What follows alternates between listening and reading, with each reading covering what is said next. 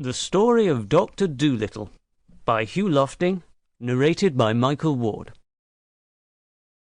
The first chapter, Puddleby.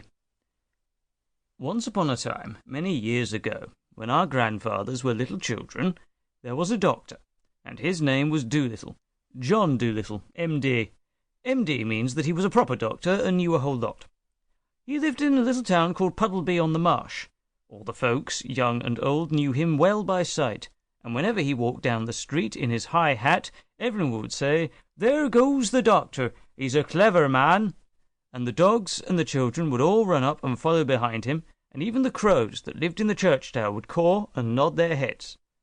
The house he lived in, on the edge of the town, was quite small, but his garden was very large, and had a wide lawn and stone seats and weeping willows hanging over. His sister, Sarah Dolittle, was housekeeper for him, but the doctor looked after the garden himself. He was very fond of animals, and kept many kinds of pets. Besides the goldfish in the pond at the bottom of his garden, he had rabbits in the pantry, white mice in his piano, a squirrel in the linen closet, and a hedgehog in the cellar. He had a cow with a calf too, and an old lame horse 25 years of age, and chickens and pigeons, and 2 lambs, and many other animals. But his favourite pets were Dab-Dab the duck, Jip the dog, Gub-Gub the baby pig, Polynesia the parrot, and the owl Tutu. His sister used to grumble about all these animals and said they made the house untidy, and one day when an old lady with rheumatism came to see the doctor, she sat on the hedgehog, who was sleeping on the sofa, and never came to see him any more, but drove every Saturday all the way to Oxenthorpe, another town 10 miles off, to see a different doctor. Then his sister, Sarah Dolittle, came to him and said, "John, how can you expect sick people to come and see you when you keep all these animals in the house? It's a fine doctor would have his parlour full of hedgehogs and mice. It's the 4th personage these animals have driven away. Squire Jenkins and the parson say they wouldn't come near your house again, no matter how sick they are. We're getting poorer every day. If you go on like this, none of the best people will have you for a doctor." "But I like the animals better than the best people," said the doctor. "You are ridiculous," said his sister, and walked out of the room.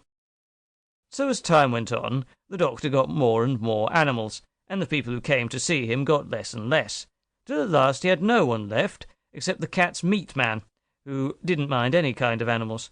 But the cat's meat man wasn't very rich, and he only got sick once a year, at Christmas time, when he used to give the doctor 6pence for a bottle of medicine.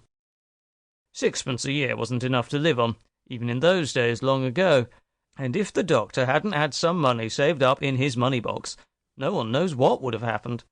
And he kept on getting still more pets, and of course it cost a lot to feed them, and the money he had saved up grew littler and littler.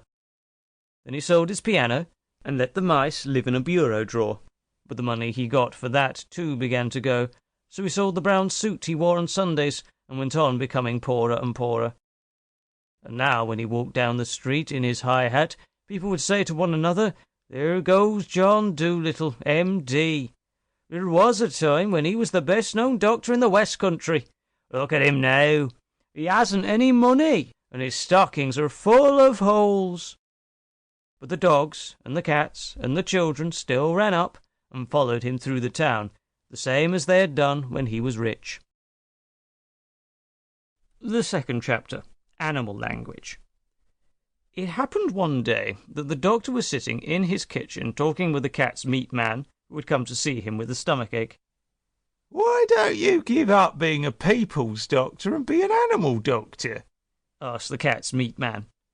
The parrot, Polynesia, was sitting in the window looking out at the rain and singing a sailor song to herself. She stopped singing and started to listen. "You see, doctor," the cat's meat man went on, "you know all about animals, much more than what these here vets do.